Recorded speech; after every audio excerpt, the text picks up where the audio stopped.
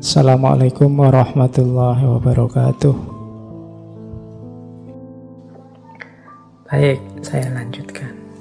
Nah, kalau ini saya mengambilnya tidak dari Tao Te Ching, tapi dari Zhuangzi. Zhuangzi, ya judul bukunya Zhuangzi, dari beliau tokoh Zhuangzi yang dulu saya lupa beberapa bulan yang lalu sempat kita bahas. Kelihatannya sebelum corona. Nah, ada kalimat begini. Yin dalam bentuknya yang tertinggi adalah membekukan, dan yang dalam bentuknya yang tertinggi mendidihkan. Yang dingin berasal dari langit, sementara yang hangat berasal dari bumi. Hubungan dari kedua hal itu menciptakan harmoni, dan dari sanalah lahir segala sesuatu. Mungkin ini hukum tentang segala sesuatu meskipun tidak terlihat. Ini kalimat Zhuangzi ini menegaskan saja bahwa hidup ini harus seimbang antara yin dan yang. Kalau yin saja, hidup ini akan beku. Kalau yang saja, hidup akan terbakar. Teman-teman harus paham benar ritme antara yin dan yang ini.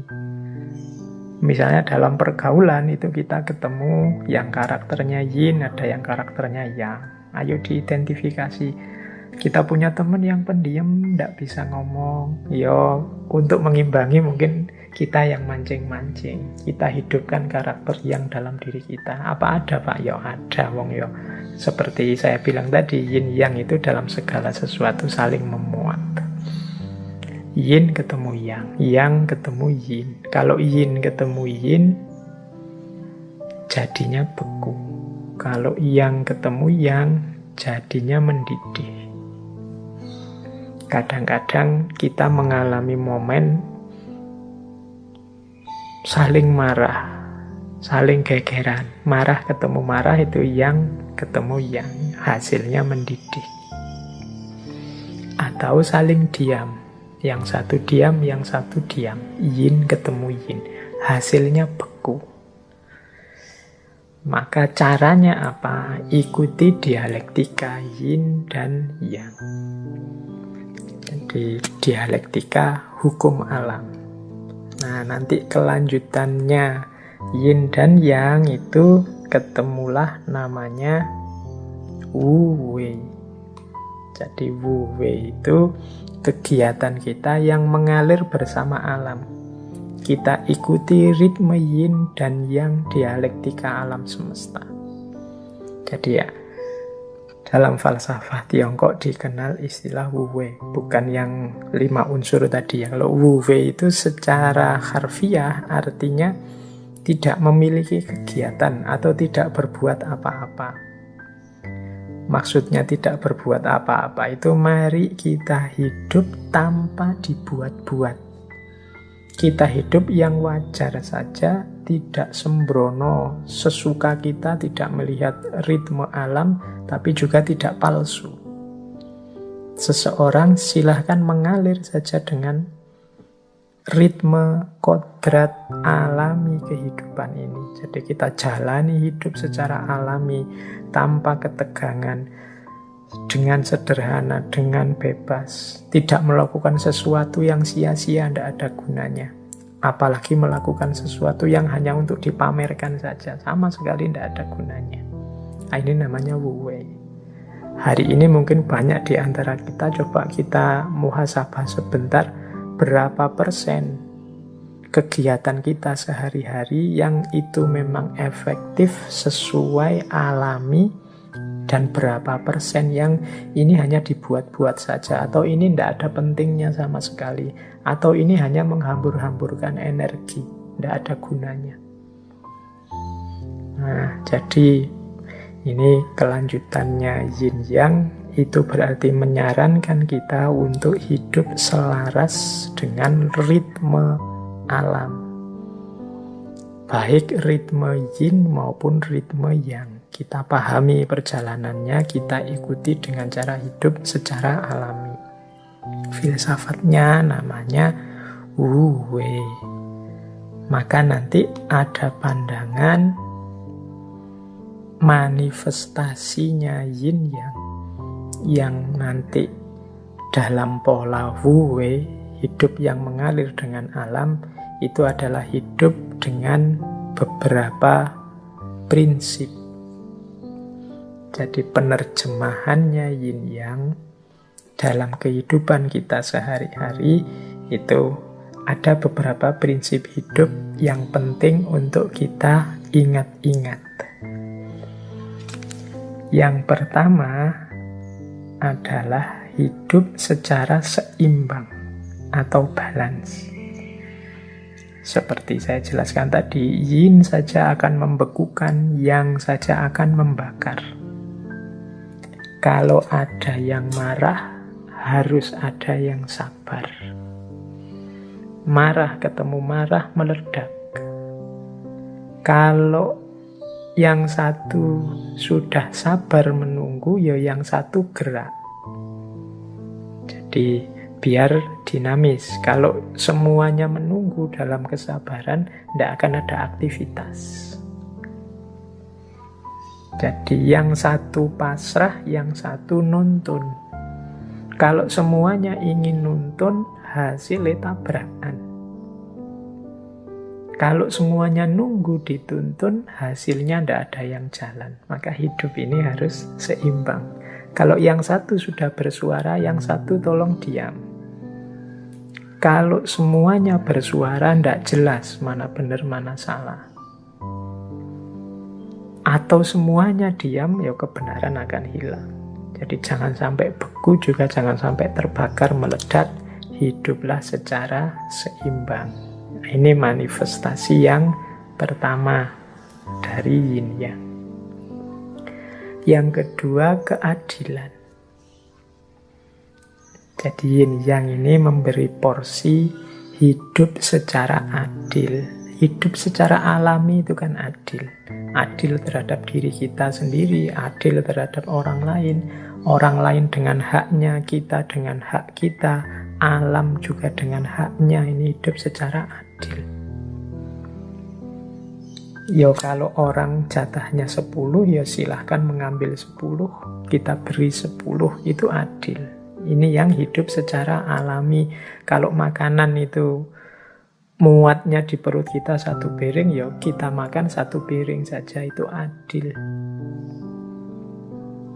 Adik kita yang masih sekolah SD ya sangunya 5.000 misalnya, tapi yang sudah kuliah sangunya 50.000, itu adil.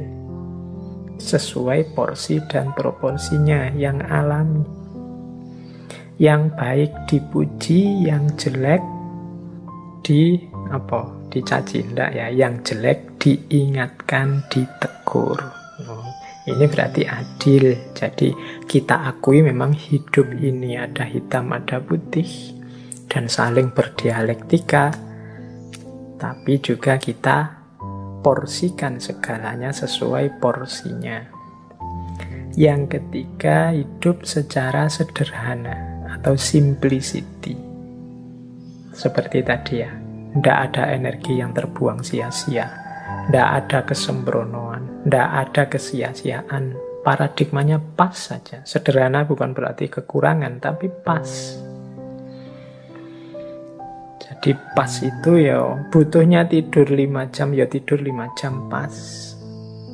Butuhnya kerja sehari itu mungkin 6 jam, istirahatnya sekian jam dalam sehari, ya dipenuhi saja secara pas, tidak berlebihan, tidak kekurangan. Ini manifestasinya yin yang dalam hidup. Nah, yang keempat, keluasan. Jadi kesadaran kita terhadap pola hidup, ada yang yin, ada yang yang. Jadi ada yang, ada yin, itu membuat kita luas, tidak kaku. Tadi kan dijelaskan yin dan yang itu saling mengandung. Saling mengandung itu maksudnya dalam yin ada sedikit kandungan yang, dalam yang ada sedikit kandungan yin, maka luweslah. Yang feminin kita, saya ini kan laki-laki, karakternya maskulin, tapi dalam diriku pasti ada titik-titik femininitas. Sebagaimana pada saudari-saudari yang perempuan pasti juga ada muatan-muatan maskulinitas. Dalam gelap ada sedikit cahaya, dalam cahaya kadang-kadang ada titik-titik kegelapan.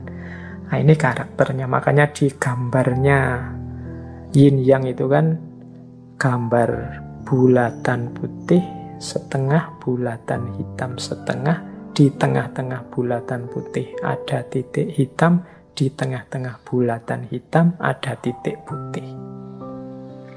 Orang-orang baik, orang-orang soleh, orang-orang suci itu ya tidak kemudian kita artikan sama sekali tidak ada titik hitam. Mereka itu adalah bulatan putih, tapi sebagai manusia pasti pernah khilaf, pernah salah, pernah keliru. Mungkin hanya saja ditutupi Allah, jadi ada titik hitamnya pasti. Yang ada di wilayah hitam itu ada titik putihnya sedikit. Mungkin karena tidak kelihatan, kita hanya fokus lihat hitamnya saja. Nah, orang yang sadar ini terus dia luwes, tidak kaku. Jadi orang jahat itu ya adalah sisi-sisi putih, titik-titik kemanusiaannya. Maka seandainya benci juga tidak kaku. Atau orang soleh itu ya sebagai manusia ada juga pasti titik-titik hitamnya. Maka kalau mengidolakan, kalau suka juga tidak kaku. Jadi dia menyikapi segala ritme hidup ini tidak mudah kaget dan cepat beradaptasi, menyesuaikan dengan situasi, luwes. Ada orang melakukan yang jahat, yang jelek, oh ya wajar, wong hidup ini memang ada yin, ada yang, ada positif, ada negatif. Kalau yang negatif tidak tampak, yang baik-baik juga akan kehilangan jati dirinya. Nah, ini orangnya luwes, tidak kaku. Kemudian di antara cirinya lagi falsafah yin yang manifestasinya dalam hidup adalah terbuka. Jadi terbuka itu maksudnya ngerti kalau hidup itu dinamis, saling mempengaruhi, maka dia membuka diri untuk mendapatkan berdialektika dengan sekelilingnya secara alami, terbuka. Kalau dia pas salah, karena dia terbuka, dia bisa menerima nasihat. Kemudian terbuka mendapat wawasan-wawasan baru sehingga tambah baik. Karena dia sadar dia ada keterbatasannya. Meskipun aku ada di wilayah putih, aku punya titik hitam juga yang entah aku sadari entah tidak. Kalau aku terbuka maka semakin meningkat, mungkin titik-titik hitamnya semakin berkurang, dapat masukan-masukan baru. Kalau aku tertutup ya selesai, yang hitamnya tetap hitam, apalagi yang ada di wilayah hitam. Maka orang yang sadar hukum yin dan yang itu biasanya malah luwes dan terbuka. Dan yang terakhir gembira. Jadi gembira itu berarti mampu menikmati hidup ini. Jadi ada apapun yang terjadi, baik sehubungan dengan dirinya maupun sehubungan dengan alam, dia tidak terpengaruh, dia tidak mengeluh, dia tidak komplain, protes, tapi pertama-tama dia bisa menikmati, bergembira, karena sadar, ya itulah alam. Karena kemarin kita rusak sehingga tidak seimbang, akhirnya kita nikmatilah sekarang mungkin beberapa kesulitan hidup. Ya wis resikonya mau gimana lagi. Jadi dia bisa menerima ya, meskipun ya berlanjut dengan tadi menyikapinya dengan adil, dengan luwes, dengan terbuka, dengan sederhana. Tapi hidupnya orang yang mengerti ritme alam yang yin dan yang ini, kecenderungannya dia gembira. Orang gembira itu ya mudahnya orang yang mau bersyukur terhadap hidupnya.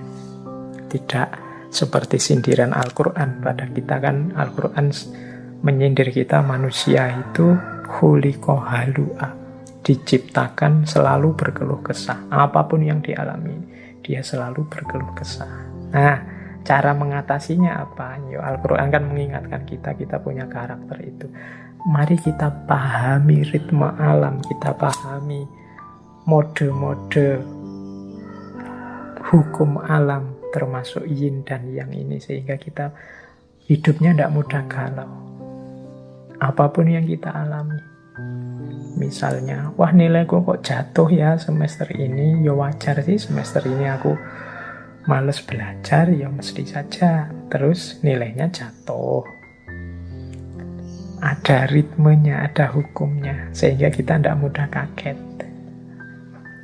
Oke, jadi ini berarti apa? Cara kita menerjemahkan yin yang dalam hidup itu antara lain dengan cara hidup yang seimbang, hidup secara adil, sederhana, luwes, terbuka, dan gembira.